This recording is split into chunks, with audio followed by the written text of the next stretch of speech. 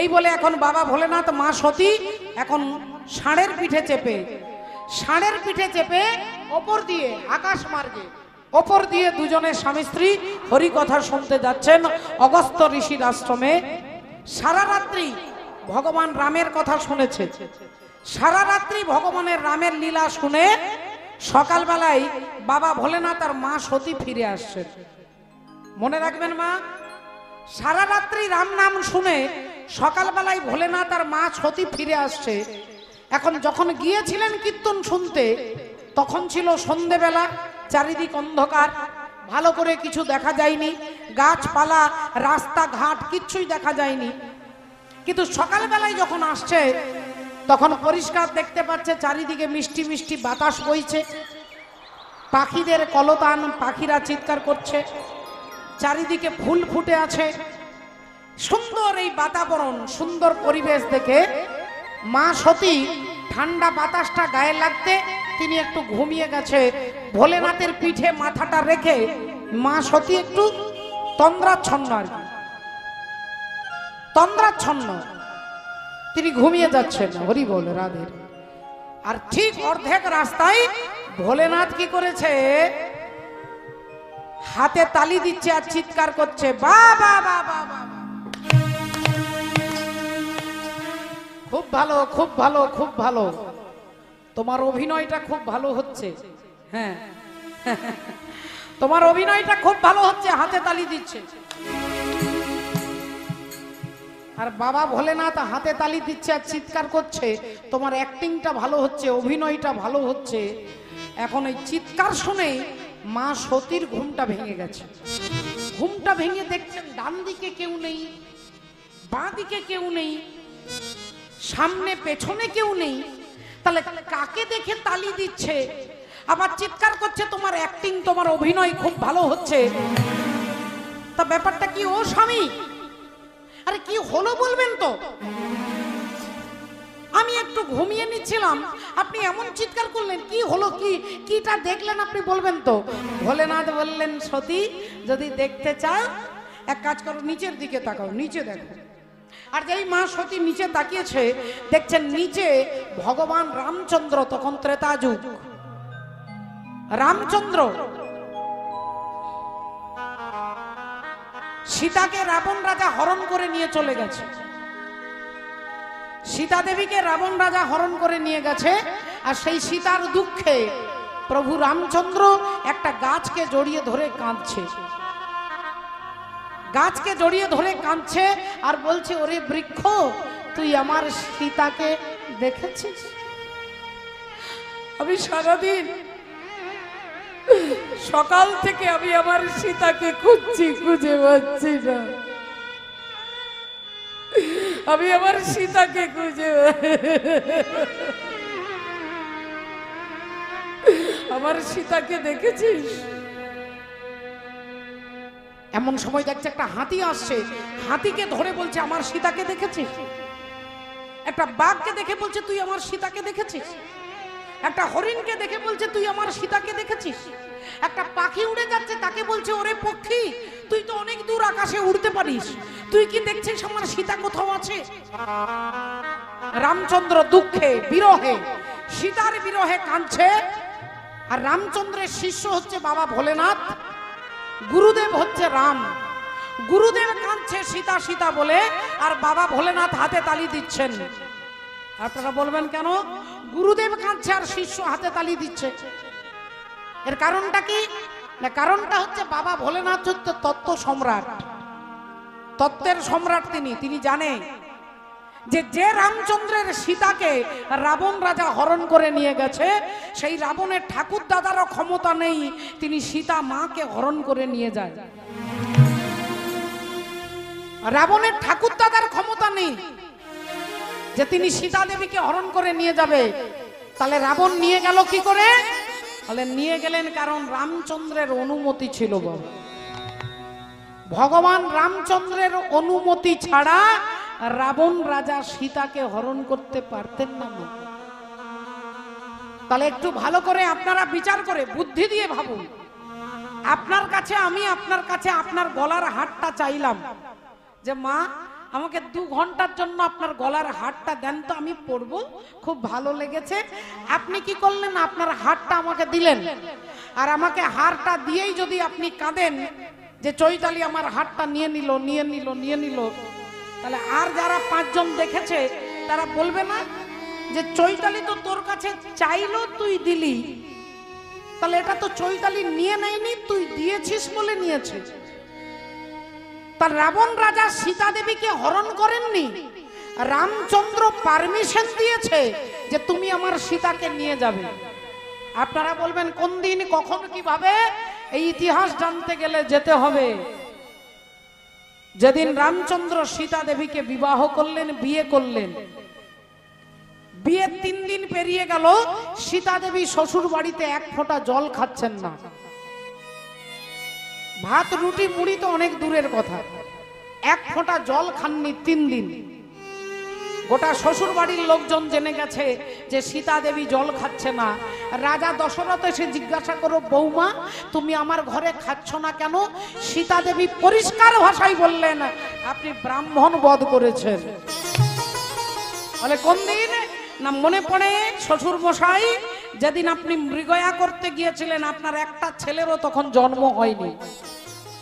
অনেকদিন আগের কথা, তখন আপনার ছেলেদের জন্ম হয়নি, রামের জন্ম হয়নি, লক্ষণের জন্ম, কারোর জন্ম হয়নি।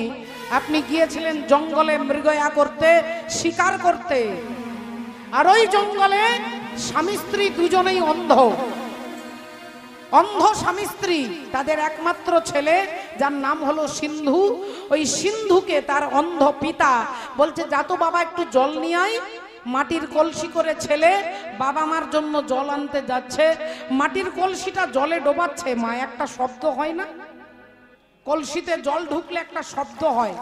ওই শব্দটা শুনে রাজা দশরথ ভাবছে যে কোনো বনের পশু জল খাচ্ছে, আর বনের পশু মনে করে শব্দভেদী বানটাকে ঝরে দিয়েছে।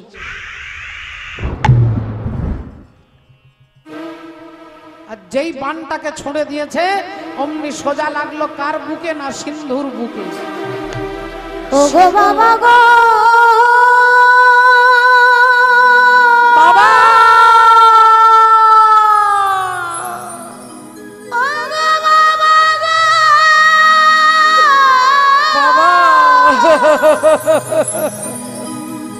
আমায় ক্ষমা কর,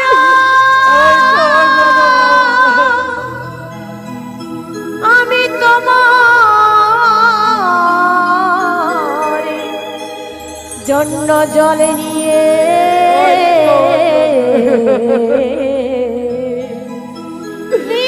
যেতে পারিলাম না। আমায় ক্ষমা করো বাবা, আমি এ জন্মে আর কোনোদিন তোমাকে জল দিতে পারবো না।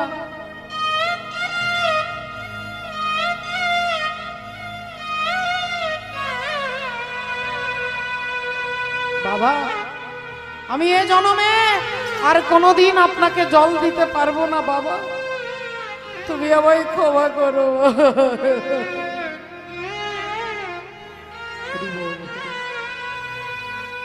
শ্রদ্ধেয় বাবা ঠাকুর, রাজা দশরথ চমকে গেলেন। এ কোনো মানুষের কণ্ঠস্বর নয়। রাজা দশরথ চমকে গেলেন, এ কোনো বনের পশু নয়। ছুটে এসে দেখলেন এক ঋষি পুত্র, সারা শরীর রক্তে ভিজে যাচ্ছে।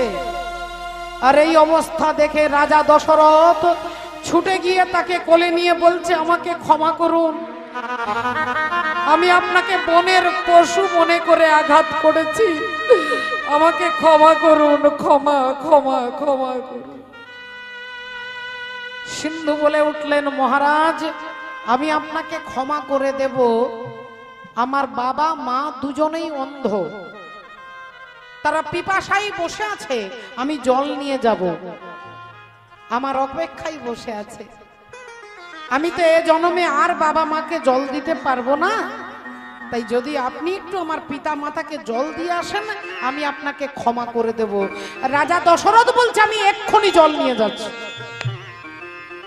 আর বলতেই অন্ধমুনির পুত্র হরিবোল হয়ে গেলেন, চলে গেলেন। তিনি দেহ ত্যাগ করে চলে গেলেন। আর অমনি রাজা দশরথ মাটির কলসিটা করে জল নিয়ে আসছে। তার হাঁটার শব্দটাতে অন্ধমুনি বুঝতে পারছে আমার ছেলে নয়, হাঁটার শব্দে। বললেন, কে আপনি? না, আমি রাজা দশরথ। দশরথ, আপনি কেন এসেছেন? আপনাকে জল দিতে? না না না না, আপনাকে জল দিতে হবে না আমাকে, আমার ছেলে জল আনতে গেছে। বললেন, আপনার ছেলে জল নিয়ে আর কোনো দিন আসবে না। কেন? বলে, আমি তাকে শব্দভেদী বাণ দিয়ে হত্যা করেছি। না ওরে সিন্ধু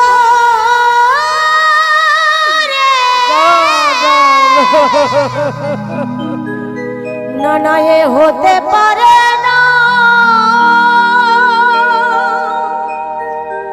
এ হতে পারে না,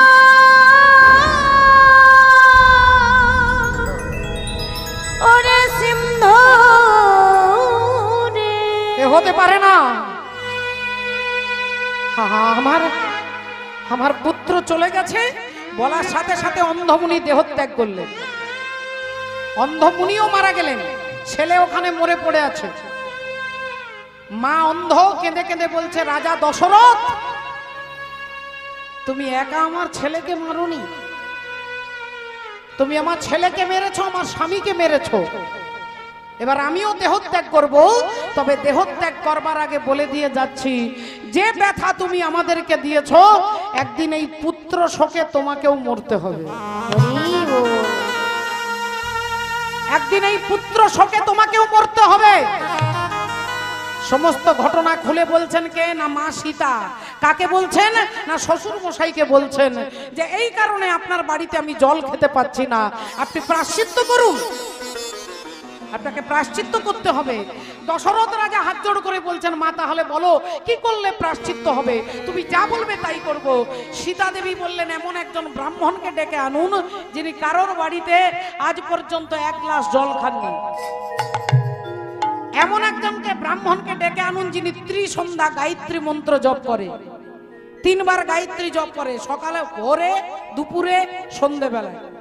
এমন একজন ব্রাহ্মণকে ডাকুন যার 4টে বেদ মুখস্থ, ঋক, সাম, যজু, অথর্ব, এই 4টে বেদকে যিনি মুখস্থ করেছেন, সেই রকম একজন ব্রাহ্মণকে আপনার বাড়িতে সেবা দেন, আপনি অপরাধ মুক্ত হয়ে যাবেন। বললেন, বাবা তাহলে মা এরকম ব্রাহ্মণ কে আছে? সীতা দেবী বললেন, একজন আছে। কে? না লঙ্কার অধিপতি রাবণ রাজা, লঙ্কার রাজা রাবণ। বললেন, তাহলে মা আমি এক্ষুনি চিঠি লিখে দিচ্ছি। রাবণের নামে চিঠি লিখলেন রাজা দশরথ।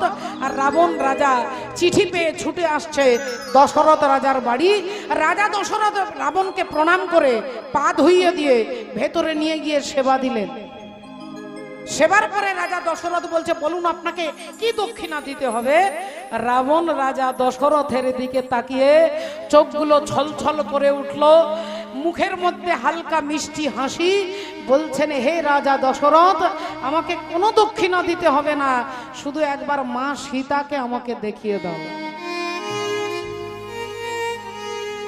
একবার মা সীতাকে দেখতে চাই। দশরথ রাজা রাবণ রাজাকে সীতা দেবীর ঘরের কাছে দাঁড় করিয়ে দিলেন। তিনি চলে গেলেন। আর রাবণ সীতা মায়ের ঘরে ঢুকে দরজা জানালা সব বন্ধ করে দিয়েছে।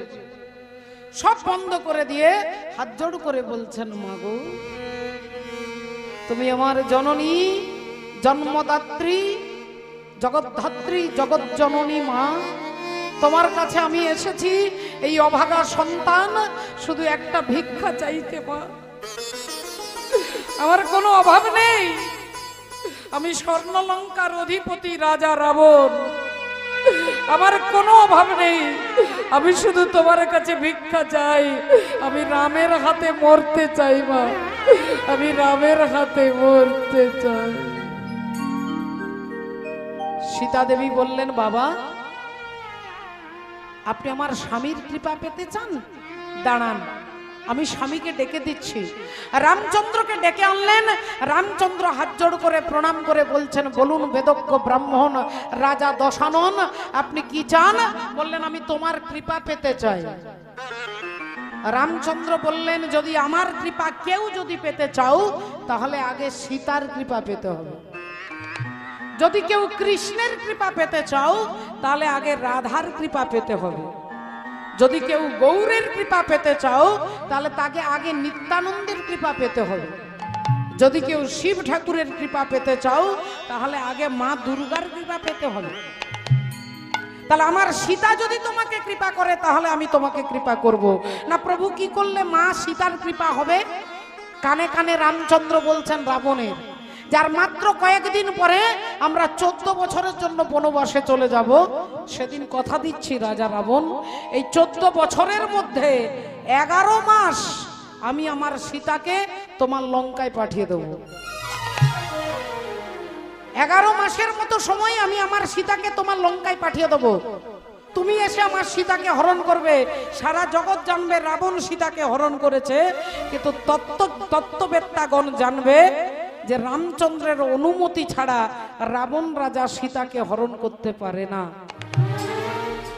তাই তুমি আমার সীতাকে নিয়ে যাবে, আমার পারমিশন রইল, আমি তোমাকে অনুমতি দিচ্ছি, তুমি আমার সীতাকে নিয়ে যাবে। গোটা ঘটনাটা বাবা ভোলেনাথ জানে।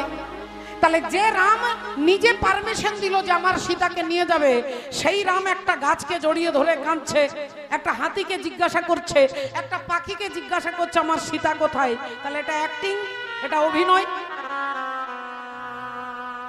আপনারা অনেক সময় সিনেমা দেখতে দেখতে, টিভি দেখতে দেখতে, সিনেমা আপনারা ভালো করে জানেন যে ওটা মিথ্যে, তবুও যখন হিরো মরে যায় আপনারা কেঁদে ফেলেন। অনেকে আছে টিভি দেখতে দেখতে কাঁদে। সিনেমাতে প্রসঞ্জিৎ মারা গেছে, এখানে টিভি দেখতে দেখতে আপনি কাঁদছেন, কিন্তু প্রসঞ্জিতের বাড়ির লোকজন কিন্তু সে কিন্তু কাঁদবে না। কেন? কারণ সে জানে যে ওখানে মরেনি, ওটা অ্যাক্টিং করছে। তাহলে রামচন্দ্র সীতা সীতা বলে অ্যাক্টিং করছে, কাঁদছে, আর বাবা ভোলেনাথ জানে যে এটা সত্যি নয়, এটা মিথ্যে, নাটক, এটা লীলা, মানে অভিনয়। তাহলে তিনি জানে যে এটা মিথ্যে, অভিনয় করছে, তাই হাতে তালি দিচ্ছে আর বলছে তোমার অ্যাক্টিংটা খুব ভালো হচ্ছে। আর পেছনে যে বসে আছে দক্ষ প্রজাপতির মেয়ে মা সতী, অমনি সতী সঙ্গে সঙ্গে তার মনে প্রশ্ন জাগলো, স্বামী একটা কথা বলবো। কি কথা? বলছি সারা রাত্রি যে রামের কথা শুনলাম সেই রাম, আর এই জঙ্গলে যিনি কাঁদছেন এই রাম, এই দুজন কি আলাদা? না, হরি বল, একজনই। যে রামের কথা শুনলাম অগস্ত্য ঋষির আশ্রমে সেই রাম, আর এই যে জঙ্গলে কাঁদছেন এই রাম, এই দুজন কি আলাদা? না, একজন।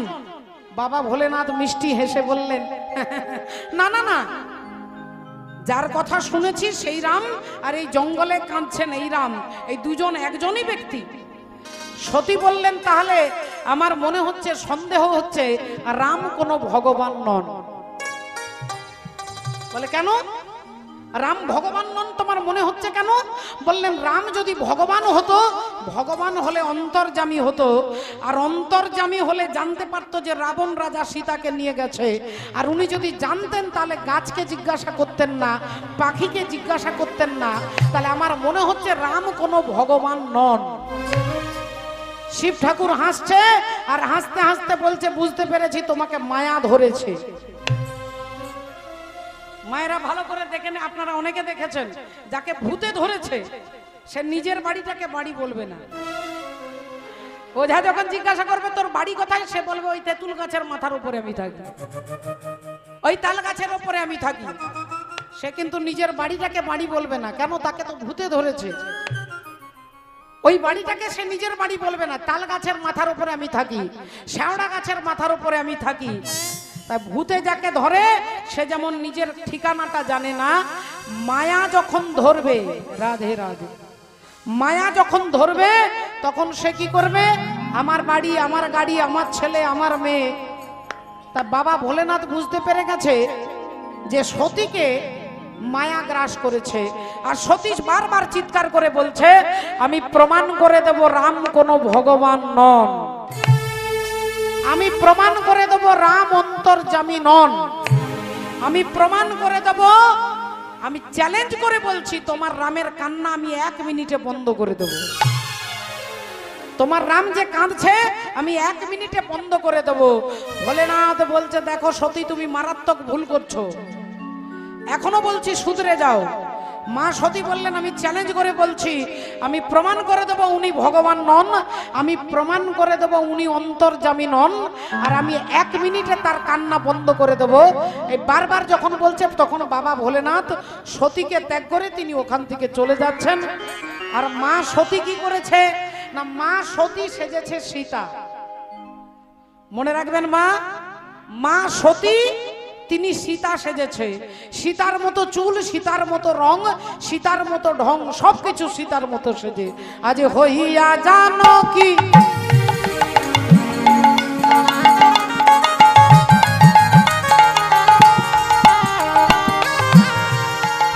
আজি হইয়া জানো কি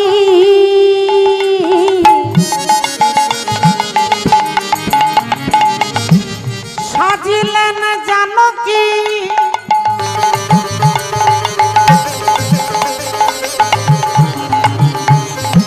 হইয়া জানো কি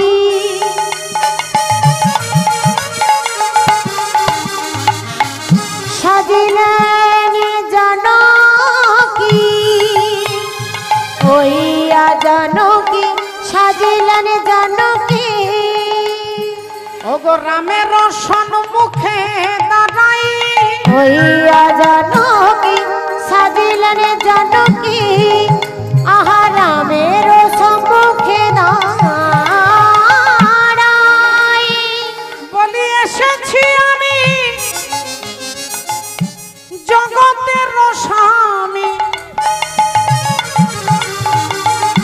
অমন করে আর কেঁদো না। ওগো এসেছি আমি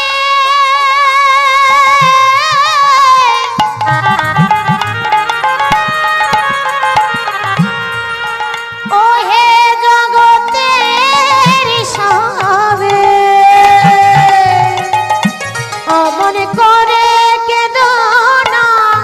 এসেছি আমি ওহে জগতের স্বামী, অমন করে কেঁদো না। বলি অমন করে কেঁদো না হে, অমন করে কেঁদো না হে। বলি এই তো আমি এসে গেছি, অমন করে কেঁদো না হে। এই তো আমি এসে গেছি, অমন করে কেঁদো না হে। এই তো আমি এসে গেছি, আহা অমন করে কেঁদো না হে। এই তো আমি এসে গেছি, অমন করে কেঁদো না হে। এই তো আমি হাসিতা হাসিতা বলে অমন করে কেঁদো না হে। হাসিতা হাসিতা বলে অমন করে কেঁদো না হে। হইয়া জানো কি সাজিলেন জানো কি, রামের সম্মুখে দাঁড়াই। হইয়া জানো কি সাজিলেন জানো কি, রামের সম্মুখে দাঁড়াই।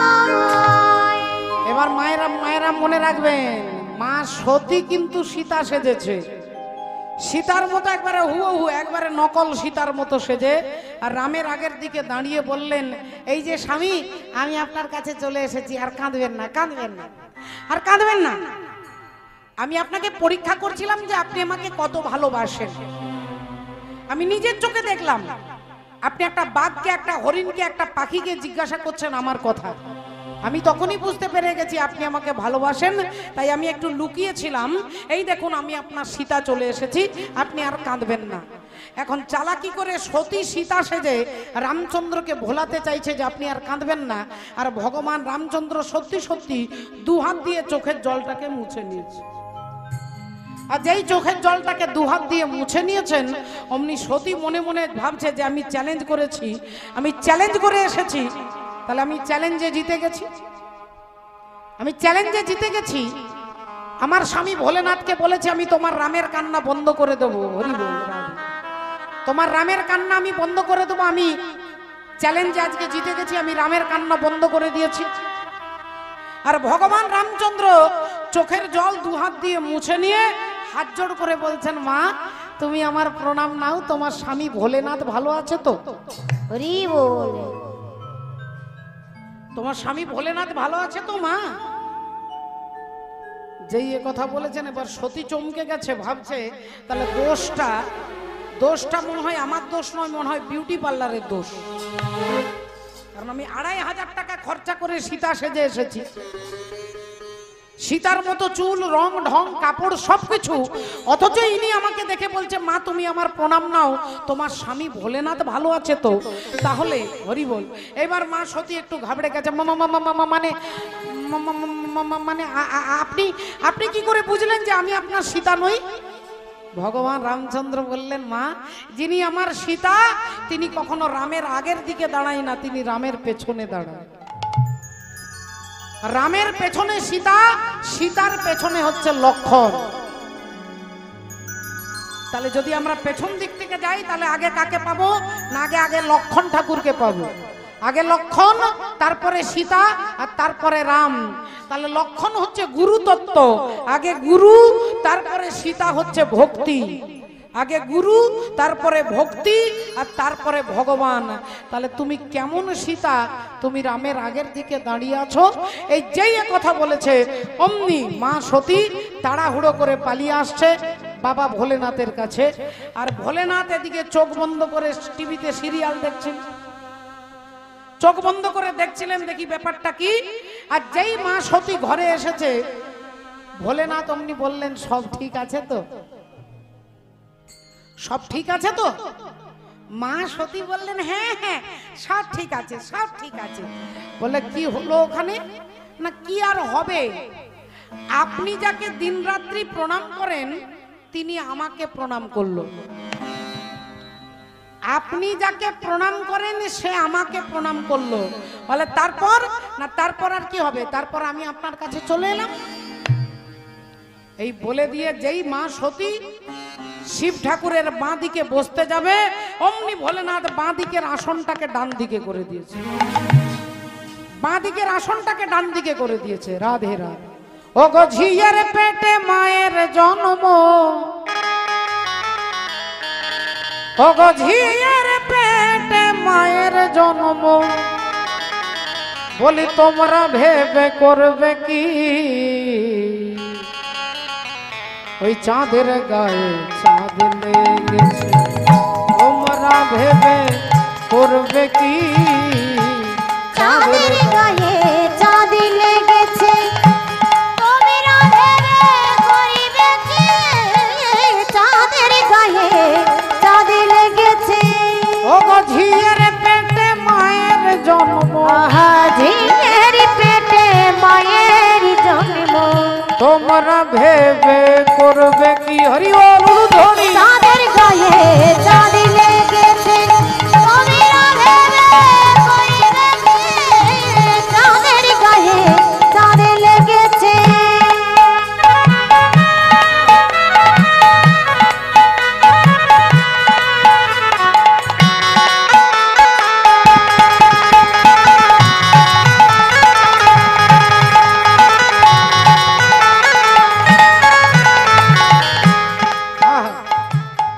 বলি 6 মাসের এক কন্যা ছিল,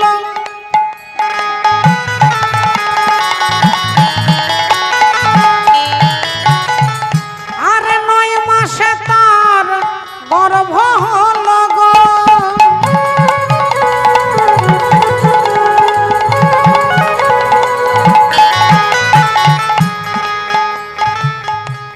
আবার 11 মাসে 3টি সন্তান, 11 মাসে 3টি সন্তান, বলি কোনটা করবে ফকিরি? চাঁদের গায়ে চাঁদ লেগেছে, তোমরা ভেবে করিবে কি? চাঁদের গায়ে চাঁদ লেগেছে। ও ঝিয়ের পেটে মায়ের জন্ম, আহা ঝিয়ের পেটে মায়ের জন্ম, বলি তোমরা ভেবে করবে কি? চাঁদের গায়ে চাঁদ লেগেছে, তোমরা ভেবে করিবে কি? চাঁদের গায়ে চাঁদ লেগেছে। এবার মায়েদের কাছে একটু জানে না বোমা, মা দুর্গার কটা ছেলে আর কটা মেয়ে? কটা ছেলে আর কটা মেয়ে হাতের আঙ্গুল দিয়ে দেখান, সবাই কিন্তু জানেন। আমি খুব সোজা প্রশ্ন করছি। হ্যাঁ, ওই মাকে উঠিয়ে দেন, উত্তরটা যদি দিতে পারেন আপনাকে ঘুমানোর লাইসেন্স দিয়ে দেব। হ্যাঁ, আঙ্গুল দিয়ে দেখান কটা ছেলে মা? দুটো। কি কি নাম? আর মেয়ে দুটোর নাম কি? লক্ষ্মী আর সরস্বতী হচ্ছে দুটো মেয়ে, মনে রাখবেন, বারবার বলছি। লক্ষ্মী আর সরস্বতী হচ্ছে মা দুর্গার দুই মেয়ে। তাহলে এবার মা দুর্গাকে সৃষ্টি করলেন কে? না ব্রহ্মা বিষ্ণু মহেশ্বর, তিন দেবতা মিলে মা দুর্গাকে সৃষ্টি করলেন। আর মা দুর্গা মহিষাসুরকে বধ করলেন। এবার মহিষাসুরকে বধ করার পরে দুর্গা দেবী চলে গেলেন ব্রহ্মার কাছে, গিয়ে বললেন আপনি আমাকে গ্রহণ করুন। ব্রহ্মা বললেন তোমাকে আমি সৃষ্টি করেছি, তুমি আমার মেয়ে, আমি তোমার বাবা। মা দুর্গা গেলেন ভগবান বিষ্ণুর কাছে, তিনিও বললেন তোমাকে আমি সৃষ্টি করেছি, তুমি আমার মেয়ে, আমি তোমার বাবা। এবার মা দুর্গা ভোলেনাথকে গিয়ে বললেন আমাকে গ্রহণ করুন, নইলে আমি আত্মহত্যা করব। তখন বাবা ভোলেনাথ বলছে তোমার ওই দেহটাকে 108 বার পাল্টাতে হবে, 108 বার পাল্টাতে হবে, তাহলে তুমি আমাকে স্বামী রূপে পাবে। তাই ইতিহাস আপনারা জানেন। এখন মা দুর্গা, ভগবান বিষ্ণু হচ্ছে মা দুর্গার বাবা, কারণ বিষ্ণু সৃষ্টি করেছে। তাহলে বিষ্ণু যদি বাবা হন, বিষ্ণুর স্ত্রীর নাম কি মা? ভগবান শ্রী বিষ্ণু, তার স্ত্রীর নাম? ভগবান বিষ্ণুই তো নারায়ণ, নারায়ণের স্ত্রীর নাম কি? যা কারা কারা লক্ষ্মীর ভান্ডার পান তারা বুঝতে পারবে।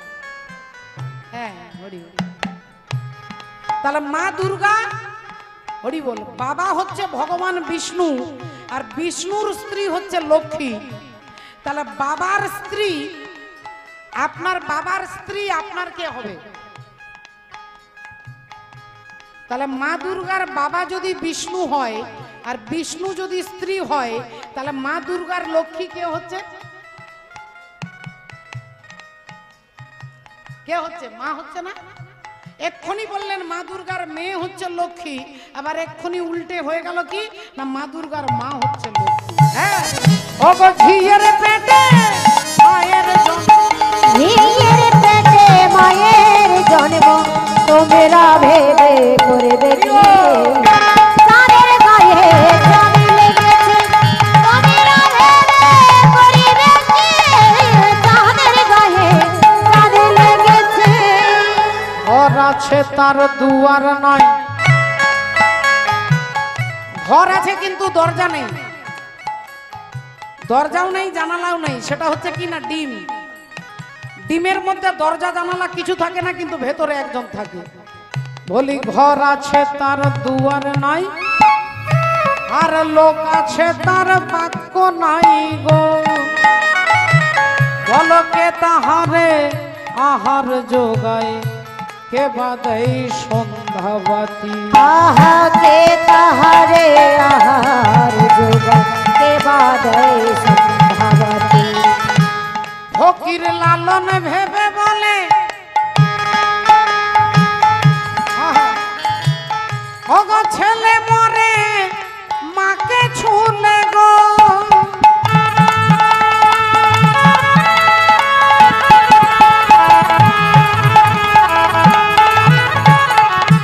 ফকির লালন ভেবে বলে ওগো ছেলে মরে মাকে ছুলে গো। ছেলে যদি মাকে ছুঁয়ে দেয় ছেলে মরে যায়, ছেলে মাকে ছুলো ছেলে মরে গেল। সেই ছেলেটাকে আর সেই মাটাই বাকে। আমরা জানি মায়ের কোলে ছেলে থাকে, মায়ের কোলে খায়, ঘুমোয়, প্রস্রাব পায়খানা করে। আর আপনি বলছেন ছেলে মাকে ছুঁয়ে দিলে ছেলে মরে যায়, সেই ছেলেটা কে? না, ছেলে হচ্ছে নুন। নুন, লবণ, রান্নাতে যেটা ব্যবহার করেন প্রতিদিন, যেটা ছাড়া চলবে না, সেই নুন হচ্ছে ছেলে। আর মা হচ্ছে সমুদ্র। সমুদ্রের গর্ভ থেকে নুন সৃষ্টি হয়, যেখান থেকে নুন সৃষ্টি হলো ওই এক মুঠো নুন সমুদ্রে ফেলে দেবেন, বলে হরিবোল হয়ে যাবে। বলি এই কয় কথার তত্ত্ব নইলে, এই কয় কথারে তত নইলে ওগো তার হবে না ফকিরি।